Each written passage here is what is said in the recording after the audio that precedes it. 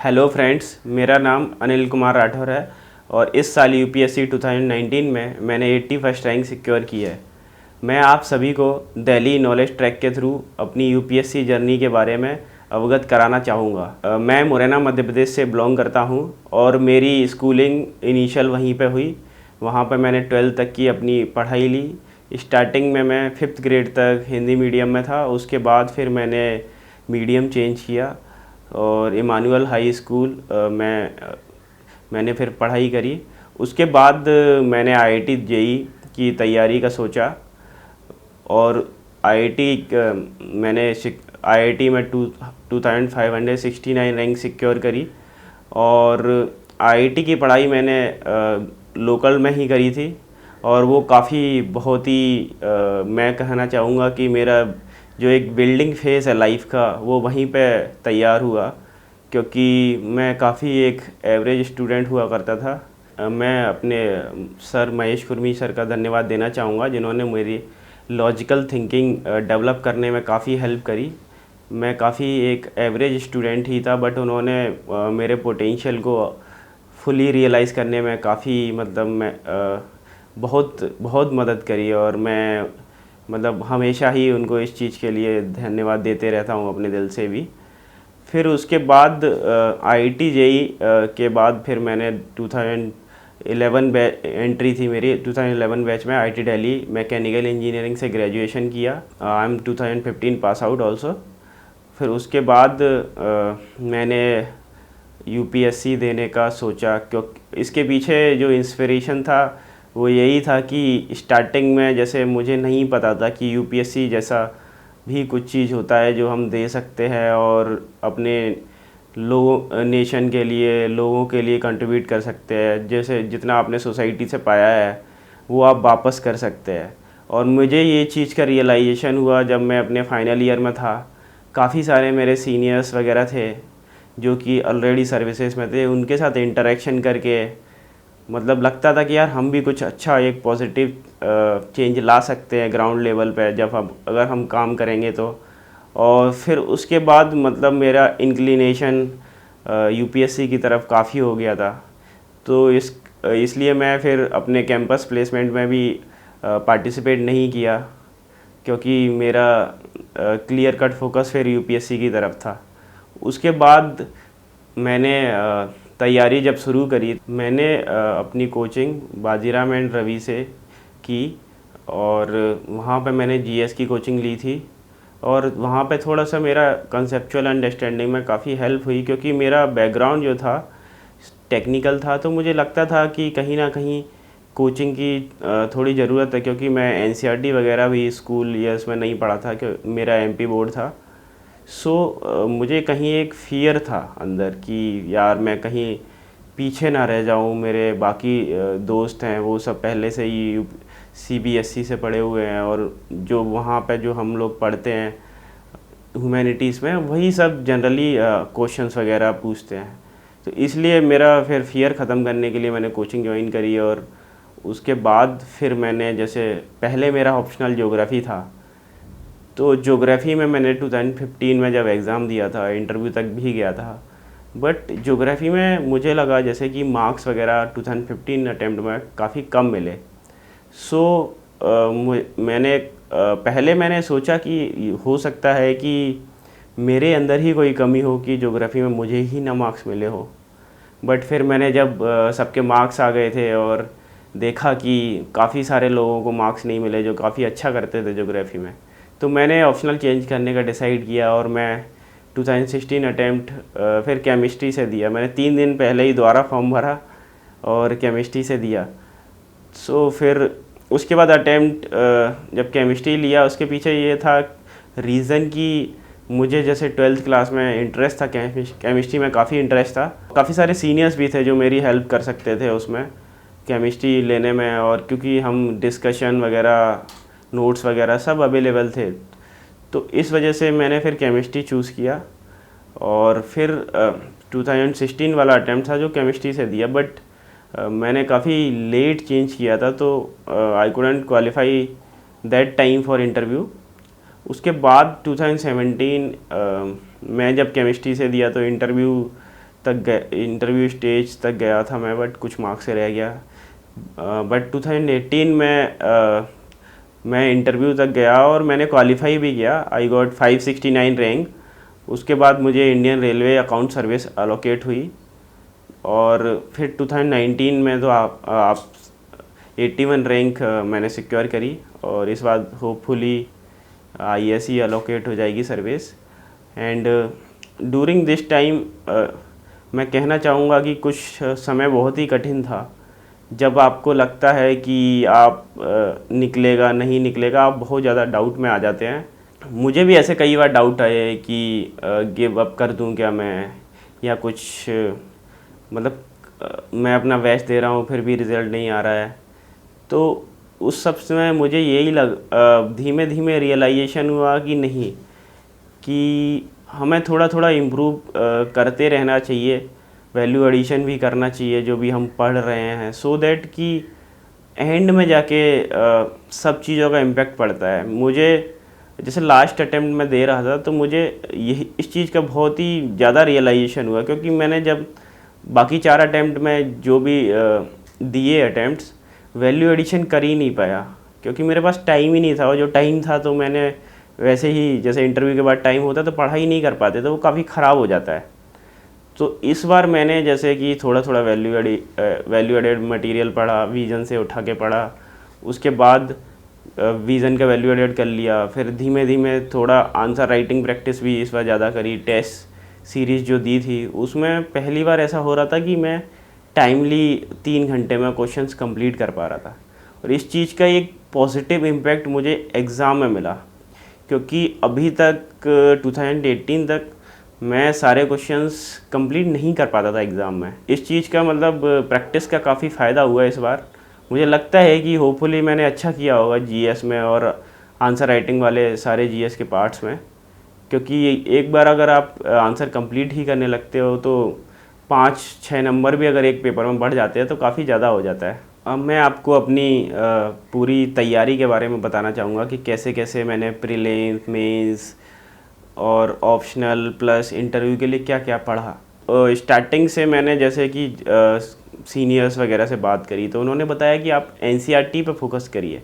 तो NCERT मैं सबको बोलना चाहूँगा कि काफ़ी अच्छी सोर्सेस हैं, ऑथेंटिक सोर्सेस हैं, जहाँ से हम आप पढ़ सकते हैं चीज़ों के बारे में, और क्वेश्चंस भी काफ़ी हमें देखने को मिलते हैं कि वहीं से आते भी हैं।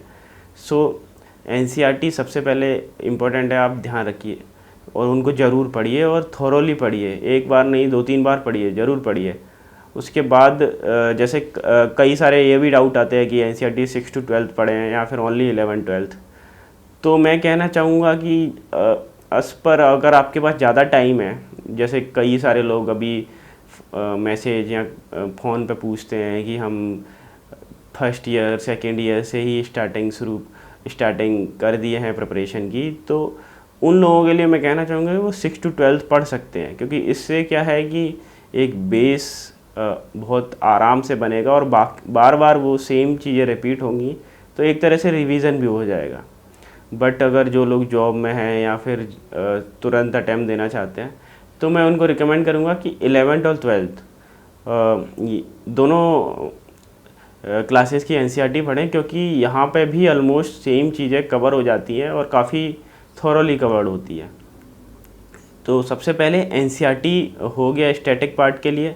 अब जैसे प्रीलिम्स की प्रिपरेशन की बात करें तो प्रीलिम्स में जितने भी टॉपिक हैं, जैसे ज्योग्राफी है तो ज्योग्राफी की NCERT पढ़ ली। उसके अलावा फिर ज्योग्राफी में जैसे आपने जो भी क्लासेस ज्वाइन करी हो वो उसके नोट्स पढ़ लिए। फिर ज्योग्राफी में मैपिंग बहुत ही इंपॉर्टेंट है, तो ऑक्सफोर्ड का मैप उठा लिया आपने। जैसे मेन चीज़ें आजकल UPSC पूछ रहा है, जो प्लेसेस इन न्यूज़ है स्पेशली। फिर उसके बाद जैसे सी के अराउंड जो भी कंट्रीज़ हैं, तो मेन सीज जो हो गए, ओशियंस हो गए, उनके आसपास जो भी कंट्रीज़ हैं आप वो मैपिंग ज़रूर कर लीजिए। फिर ग्रुपिंग्स हैं काफ़ी सारे, कि ग्रुपिंग्स पूछते हैं हर बार कि ये कंट्रीज़ इस ग्रुपिंग का पार्ट है कि नहीं है, तो ये सब आप प्रिपेयर ज़रूर कर लीजिए मैप वाइज। जैसे नॉर्थ टू साउथ है, हिल्स की locations from north to south, ऐसे ही जैसे कि लेक्स हो गए, फिर उसके बाद माउंटेन पासेस, ये सब चीज़ें हमें प्रिपेयर कर लेनी चाहिए। और जैसे ला आईएएस करके इंस्टीट्यूट है, वो भी एक वीडियो डालते हैं। जनरली वो होता है कि प्रीलिम्स के 2-3 दिन पहले डालते हैं। उसमें काफ़ी सारी करेंट के जो प्लेसेस हैं या फिर जो मैपिंग वाले सेक्शंस हैं वो कवर करते हैं, तो वो काफ़ी सही है। तो वो अटेम्प्ट वो देख लेना चाहिए हमें जाने से पहले, क्योंकि हम जितना कर सकते हैं, आजकल क्वेश्चंस मैपिंग पे काफ़ी आ रहे हैं, तो बेटर है कि जितना कवरेज कर सकें। सेकंड पार्ट जैसे पॉलिटी हो गया, पॉलिटी के लिए लक्ष्मीकांत मुझे तो बेस्ट लगती है। और लक्ष्मीकांत अगर आप बहुत अच्छे से करे हुए हैं और फिर आपको जैसे एग्ज़ाम में मिस्टेक्स बहुत कम होंगी और आप 90% आई थिंक क्वेश्चन सॉल्व हो जाते हैं लक्ष्मीकांत से। बाकी 10% ऐसा है कि आपको थोड़ा सा करंट पर फोकस करना होगा। करंट स्ट्रेटजी हम अभी डिस्कस करेंगे बाद में। और फिर जैसे हिस्ट्री है, हिस्ट्री में मुझे लगता है कि मॉडर्न के लिए जैसे स्पेक्ट्रम काफ़ी सही है। प्लस जैसे एंशियंट में एनसीईआरटी इज़ गुड इनफ, अगर अच्छे से करते हैं तो काफ़ी 11th की old NCERT is good enough. उसके अलावा जिस कल्चर में सिंघानिया के नोट्स काफ़ी सही हैं, एक बार तो कर लेने चाहिए अगर आपके पास टाइम है।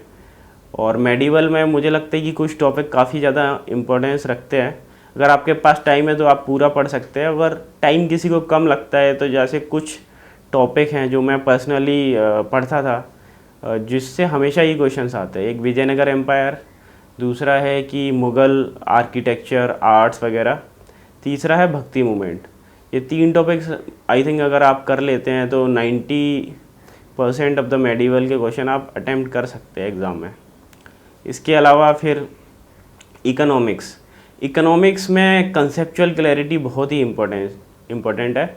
और इसमें जैसे आप श्री राम या फिर वाजीराम के क्लास नोट्स काफ़ी अच्छे हैं, और जो जैसे मैंने पर्सनली पढ़े हुए हैं। बाकी आपके जो भी आपने क्लासेस वगैरह लिए हैं उसके नोट्स काफ़ी इनफ रहेंगे, और कंसेप्चुअल क्लैरिटी होना ज़रूरी है। 11th की जो एनसीईआरटी है मैक्रो इकोनॉमी, वो तो ज़रूर पढ़ लें। वो मुझे तो काफ़ी अच्छी बुक लगती है, और काफ़ी जितने भी कंसेप्ट दिए हैं बहुत ही मतलब अच्छे से एक्सप्लेन कर रखे हैं, तो वो जैसे कि काफ़ी मतलब क्लैरिटी दे देगी आपको। उसके अलावा जैसे इकोनॉमिक्स सर्वे कई मुझे पर्सनली लगता है कि प्रीलिम्स में इतना ज़्यादा काम में नहीं आता, तो आप प्रीलिम्स में वो छोड़ भी सकते हैं। अगर आपको फिर भी करना है तो जैसे विज़न की समरी आती है इकोनॉमिक सर्वे की, आप वो कर सकते हैं 50 पेज की। बट मेंस में वो ज़रूर काम आता है, क्योंकि वहाँ पे हमें आंसर राइटिंग करनी है, तो हमें फैक्ट या फिर एनालिसिस देना है, तो वहाँ पे काफ़ी इम्पोर्टेंट रोल प्ले कर सकता है। बट मुझे आजकल लगता है कि जैसे विज़न वगैरह में सब जगह पे वहाँ से ही जो भी एनालिसिस है वो सब उठा के डाल देते हैं। तो जैसे अगर आप अलग से नहीं पढ़ना चाहते हैं, आपके पास टाइम नहीं है, तो आप छोड़ भी सकते हैं। और अगर आपके पास टाइम है फिर तो पढ़ना ही चाहिए, फिर उसमें कोई डाउट ही नहीं है। स्पेशली अगर आप एक बार भी पढ़ लिए इकोनॉमिक सर्वे, तो आपको फिर बार बार पढ़ने में उतना गेन नहीं होगा। सिर्फ आप वही टॉपिक पढ़ें जो कि नए हैं या फिर पहली बार जिनका एनालिसिस आया हुआ है। उसके बाद जैसे टॉपिक छोटे छोटे टॉपिक बचते हैं, बट काफ़ी ज़्यादा इम्पोर्टेंट टॉपिक्स हैं, जैसे कि फॉरेस्ट से रिलेटेड काफ़ी सारे क्वेश्चंस आ रहे हैं यूपीएससी में, बिकॉज फॉरेस्ट्री के लिए भी क्वालिफाइंग यही है।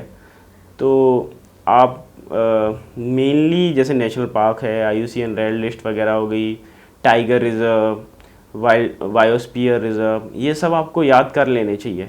और इनके अंदर कौन सी नदी फ्लो होती है या फिर क्या इंपॉर्टेंट स्पीसीज़ हैं, और उनके अंदर कौन कौन से नेशनल पार्क्स वगैरह आ रहे हैं, ये सब आपको मतलब अच्छे से देख लेने चाहिए, क्योंकि इसके काफ़ी सारे क्वेश्चंस आएंगे ही आएंगे एग्ज़ाम में, और हर बार आएंगे।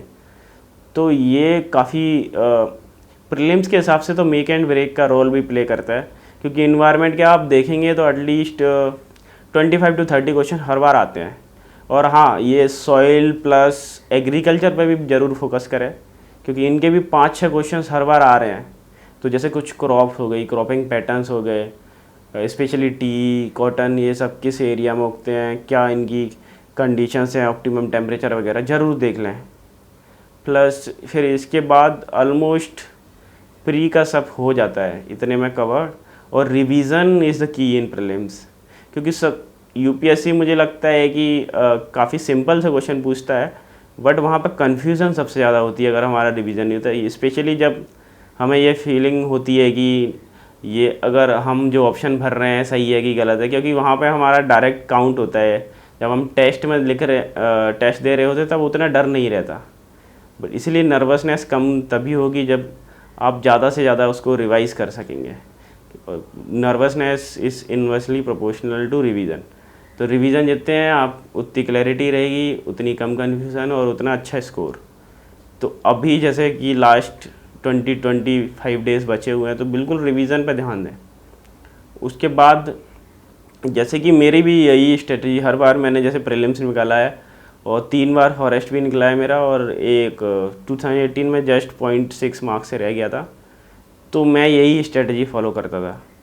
उसके बाद जैसे टेस्ट, कई सारे लोग पूछते हैं कि टेस्ट कितने देने चाहिए, तो मैं तो यही कहना चाहूँगा कि टेस्ट आप एक ऑप्टिमम नंबर दें जहाँ पे आपको फील हो जाए कि आपके साथ टाइम लिमिट का इश्यू नहीं हो रहा, प्लस आपको जैसे कुछ इंट्यूशंस वगैरह आ रहे हैं जो कि आपको लगता है कि मतलब आपने पढ़ रखा है बट आप डाउट में होते हैं, तो वो सब चीज़ें आप चेक कर सकते हैं। जनरली जैसे मेरा जो पर्सनल एक्सपीरियंस रहा है कि हमें फर्स्ट टाइम जब क्वेश्चन सॉल्व करते समय जो चीज़ें स्ट्राइक करती हैं और वो जनरली सही होती है, क्योंकि वो कहीं बैक ऑफ द माइंड हमने पढ़ा होता है और सब याद भी रहता है।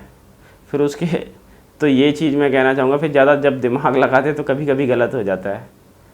तो वैसा है कि इंट्यूशंस में अगर आपको ये सब चीज़ें देखनी है तो एग्ज़ाम से पहले ही आप ये सब ट्राई कर सकते हैं, देख सकते हैं। उसके बाद जो चीज़ें हैं कि मेनली फिर आपके हाथ में ज़्यादा कुछ बचता नहीं, आप रिवाइज़ करिए और जितना ऑप्टिमम आपको लगा उतना टेस्ट दे लीजिए कि 2 घंटे में फिनिश कर रहे हैं आप। उसके बाद फिर जो है आप पढ़ाई पे ज़्यादा ध्यान दीजिए, क्योंकि फिर ऐसा है कि टेस्ट उतना हेल्प नहीं करेगा, बट आपका रिवीजन और जितना आप डेटा या फिर जो भी नॉलेज गैदर कर सकते हैं वो हेल्प करेगी। फिर सेकंड चीज़ आते हैं मेंस पे। मेंस में सबसे इम्पोर्टेंट चीज़ है कि आपने जो भी पढ़ा है उसको आपको यूटिलाइज़ करना है, आपको आंसर में दिखाना है। मेनली जैसे कि मेरा पर्सनल जो एक्सपीरियंस है कि मैंने चीज़ें ज़्यादा पढ़ी नहीं, बट ऐसा था कि मैं यूटिलाइजेशन में काफ़ी विश्वास रखता था और मैं जैसे जो भी पढ़ा है उसको कहीं ना कहीं यूज़ कर लेता था, जो कि मेन पर्पस भी है। तो जैसे कि ऐसे में कहना चाहूँगा कि ऐसे में मुझे जैसे ज़्यादा आइडिया नहीं लगा, तो मैं उसके बारे में ज़्यादा नहीं बताऊँगा, क्योंकि वो मार्क्स आएंगे तभी शायद बेटर बता पाऊँ, क्योंकि मेरे मार्क्स हमेशा अप एंड डाउन रहे हैं। ऐसे में हिस्ट्री में बताना चाहूँगा कि हिस्ट्री में मैं डिसेंट स्कोर मार्क्स आता था हर बार। तो हिस्ट्री में जो हमने स्टैटिक पढ़ा है वो जो क्वेश्चन की डिमांड है मेनली एनालिसिस उससे ऑप्ट होना चाहिए। जैसे कुछ भी आ गया इस बुद्धिज़्म जैनिज़्म, तो उसके जो प्रो कॉन्स सब कुछ हैं हमें वहाँ पर दिखाने होंगे। और अगर आप डायग्राम वगैरह जैसे ज्योग्राफी भी होता है पेपर 1 में वो बना सकते हैं तो और अच्छी बात है। और हाँ, ये ज़रूर ध्यान रखिएगा कि ज़्यादा वर्ड्स जो आंसर हमें आता है उसमें ज़्यादा वर्ड्स लिखने की कोशिश ना करें, क्योंकि एवरेज स्पीड के हिसाब से हम मतलब 12 से 13 वर्ड ही लिख सकते हैं 1 मार्क के लिए। तो जैसे कि 150 वर्ड का क्वेश्चन है तो आप 120 या 130 से ज़्यादा लिखोगे तो कहीं ना कहीं हमारे एक क्वेश्चन का टाइम पीछे कम पड़ जाएगा। तो जो कि मेरे साथ हर बार होता था, क्योंकि मैं किसी में थोड़ा ज़्यादा लिख देता तो एंड में टाइम नहीं बचता था, तो मेरा पेपर कभी कंप्लीट नहीं हो पाता था। 18 to 19 क्वेश्चन के अलावा कभी मैंने 20 क्वेश्चन अटैम्प्ट ही नहीं कर पाए थे, जो कि चेंज मैंने इस बार किया। मैंने इस बार ज़्यादा वर्ड्स नहीं लिखे किसी एक क्वेश्चन में, बल्कि फोकस मेरा ये रहा कि मेरे को सारे कंप्लीट करने हैं और अच्छे पॉइंट्स आगे रखने हैं अपने, सो दैट कि आंसर जो है एनरिच्ड हो। सिमिलरली पॉलिटी में मुझे थोड़ा कॉन्फिडेंस आया, लास्ट टाइम भी काफ़ी सही नंबर थे। तो पॉलिटी में कहना चाहूँगा कि आप जो आपने स्टैटिक में पढ़ा है लक्ष्मीकांत से, जैसे कि आप आर्टिकल्स वगैरह हैं आप अपने पॉइंट्स के आगे रखिए। कि जैसे आप कोई भी आर्गूमेंट दे रहे हैं प्रेसिडेंशियल इलेक्शन में, तो आप प्रेसिडेंट से रिलेटेड जो भी आर्टिकल हैं और वो आपके पॉइंट्स में कवर हो रहे हैं तो आप ब्रैकेट में आर्टिकल लिख दीजिए। कोई केस है तो वो मेंशन कर दीजिए।